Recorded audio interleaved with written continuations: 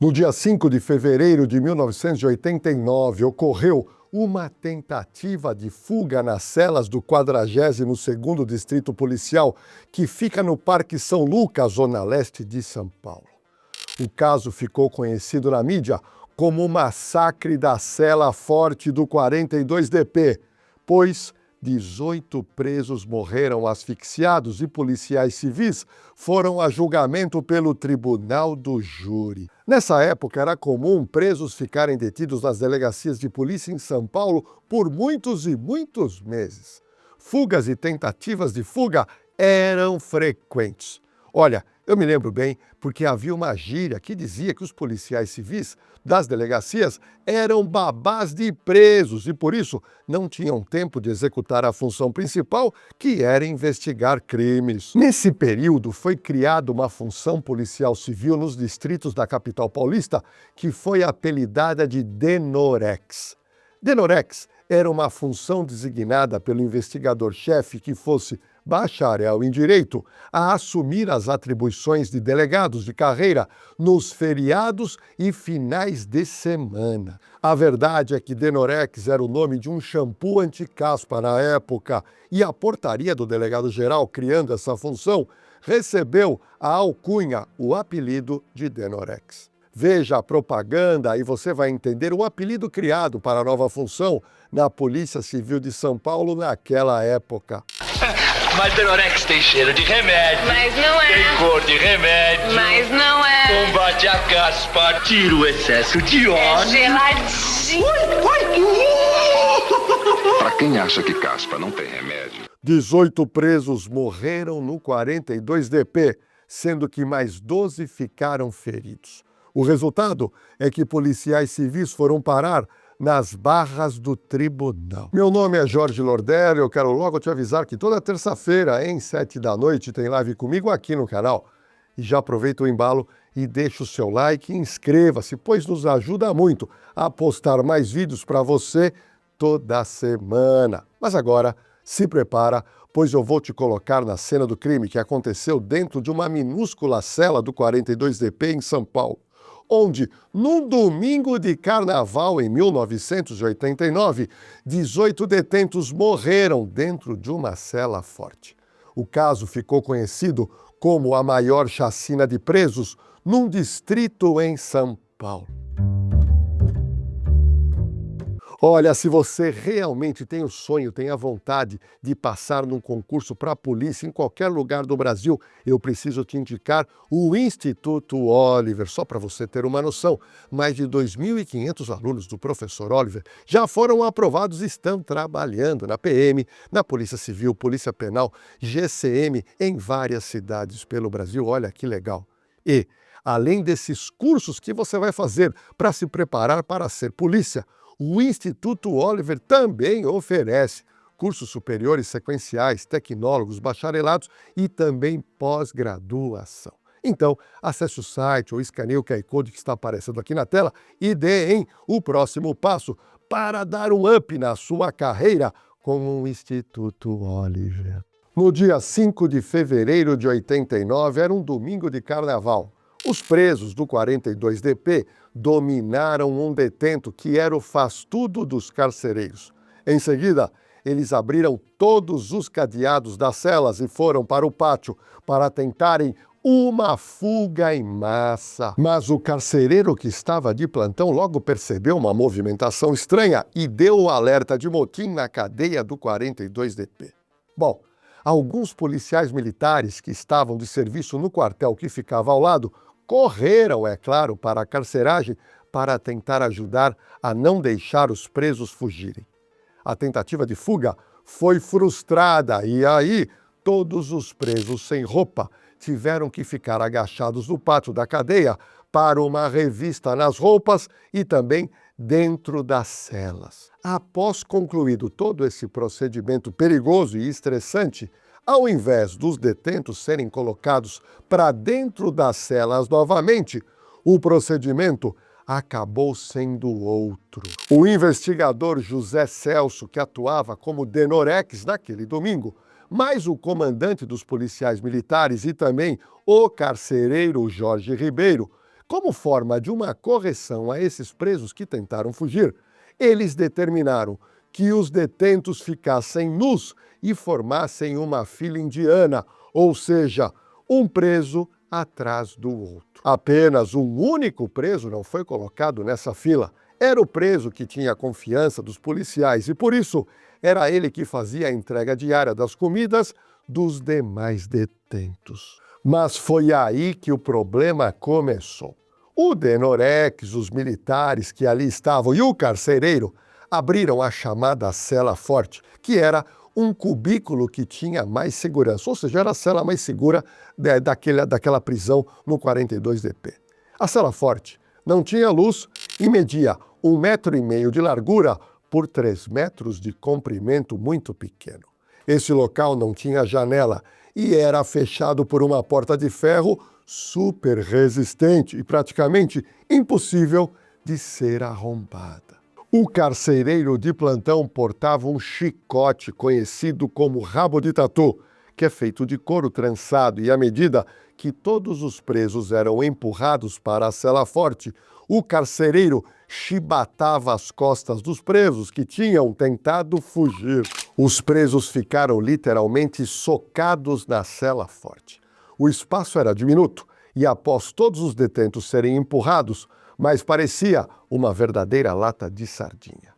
Acredite se quiser, 50 presos foram colocados nesse pequeno cubículo sem janela. Rapidamente, é claro, o desespero tomou conta dos presidiários e não demorou muito para alguns começarem a passar mal. Dizem ainda que dentro da cela forte, os policiais jogaram também gás lacrimogênio e aí, é claro, piorou tudo. Nesse momento, o pânico tomou conta dos 50 homens que estavam lá dentro. Quando o assunto é segurança, não basta ter câmera. Uma câmera isolada registra uma imagem, mas uma câmera conectada a uma rede passa a gerar inteligência. Entenda que uma ocorrência quase nunca começa e termina no mesmo lugar. Câmeras podem capturar a placa de um carro, como também a movimentação de um suspeito. Quando várias câmeras estão conectadas, a análise deixa de depender de um único ponto e passa a enxergar o contexto geral. É essa lógica que a CoSecurity aplica: transformar câmeras espalhadas pela cidade em uma rede colaborativa de informação que ajuda a polícia. As câmeras da rede CoSecurity estão integradas no Smart Sampa, na Muralha Paulista, na Muralha Digital em Curitiba, no Monitor AOZ e também no 190 Rio de Janeiro. A verdade é que não é só sobre filmar, é sobre conectar pontos, entender o que aconteceu e aumentar a capacidade de prevenção e resposta. Olha, o resultado é que 18 presos morreram nus e defecados e urinados, tamanho desespero que vivenciaram naquele aperto que acabou impedindo que muitos presos não conseguissem mais respirar. A causa mortis foi asfixia, pois tinha tanta gente na sala forte que muitos dos presos não conseguiam respirar, pois o diafragma deles não conseguia fazer esse movimento de expansão da caixa torácica. Outros 12 detentos desmaiaram, foram socorridos e acabaram se recuperando. Os jornais da época estamparam na capa a notícia que foi divulgada em seguida para todo mundo. Foi aberto, então, inquérito policial para apurar as 18 mortes. O Ministério Público considerou 3 policiais culpados pela morte e denunciou o carcereiro Jorge Ribeiro, o investigador Celso José da Cruz e o delegado, o Dr. Carlos Eduardo Vasconcelos. O então governador Geraldo Alckmin determinou naquele momento que a carceragem do 42DP fosse imediatamente desativada para sempre. A organização Human Rights Watch Americas apresentou no dia 7 de fevereiro de 89, uma denúncia contra o Estado brasileiro, alegando violação dos direitos à vida e à integridade física, bem como das normas mínimas sobre as condições de detenção. O delegado Carlos Eduardo Vasconcelos, que na época tinha 50 anos de idade e era titular do 42DP, foi a julgamento pelo Tribunal do Júri em dezembro de 1998. Ele era acusado pela morte de 18 detentos que estavam sob sua responsabilidade na carceragem do 42DP. Durante o julgamento no Tribunal do Júri, o delegado disse em alto e bom tom, abre aspas, não matei 18 presos, eu salvei 32. Ele alegou que não sabia que os seus subordinados haviam trancafiado os detentos da cela forte e que, ao descobrir o que havia sido feito, ele teria ordenado a abertura imediata da cela. O delegado foi interrogado pelo juiz Jair Martins. Bom, e aí, o doutor Vasconcelos, que era na época delegado do 42DP, disse para o juiz que ele era inocente das acusações que lhe estavam sendo imputadas pela promotoria.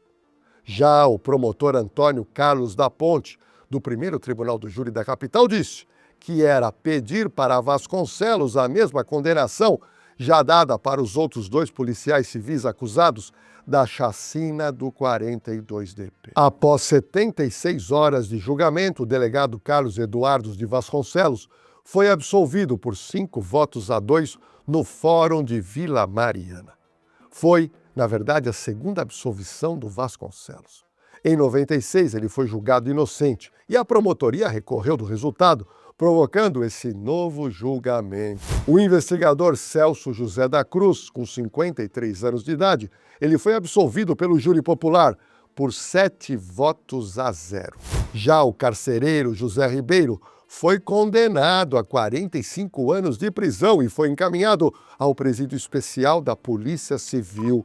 O delegado Carlos Eduardo Vasconcelos faleceu em 28 de agosto de 2015, quando ele tinha 71 anos de idade, vítima de infarto no miocárdio. O processo de retirada de preso das delegacias em São Paulo foi gradual e não ocorreu de uma vez só em todas as unidades policiais. Em julho de 2004, o governo de São Paulo tinha anunciado a meta de zerar as carceragens dos distritos policiais da capital até abril do ano que vem, que era 2005. E com a intenção era transferir presos para centros de detenção provisória. Apesar das tentativas de eliminação, a superlotação e a presença de presos em delegacias continuaram sendo um problema relatado após os ataques do PCC em maio de 2006. O crime organizado promove um final de semana de terror em São Paulo, com mais de 150 ataques às forças da segurança pública, bancos e ônibus. 46 penitenciárias continuam dominadas pelos presos. Eu já era delegado de polícia em São Paulo nessa época e me recordo bem que em 2012 o governo estadual relatava planos para acabar com a custódia de presos em delegacias, com o objetivo de transferir os detentos remanescentes para unidades da Secretaria de Administração Penitenciária. Gente, a verdade é que a retirada de celas em delegacias foi acontecendo de forma gradual, conforme os presídios e CDPs iam sendo construídos. E agora é com você, pois eu quero saber a sua opinião. O que você achou desse caso onde 18 presos morreram numa cela após tentarem fugir de uma delegacia? Você achou justo o carcereiro ser condenado e ir para a cadeia? Você entende que presos deveriam ser obrigados a trabalhar duro? Ou você entende que ninguém pode obrigar um detento a trabalhar? Olha, estou esperando a sua opinião aqui nos comentários. Agora eu tenho um aviso bacana que você vai gostar. Toda terça-feira, 7h, tem live comigo aqui no canal e é a oportunidade de você fazer uma pergunta diretamente para mim. E se você quer mais vídeos aqui no Na Cena do Crime, então você precisa ajudar a gente. Deixe o seu like, inscreva-se no canal, ative o sininho de notificação e encaminhe esse roteiro histórico para todos os seus amigos que curtem consumir True Crimes com riqueza de detalhes.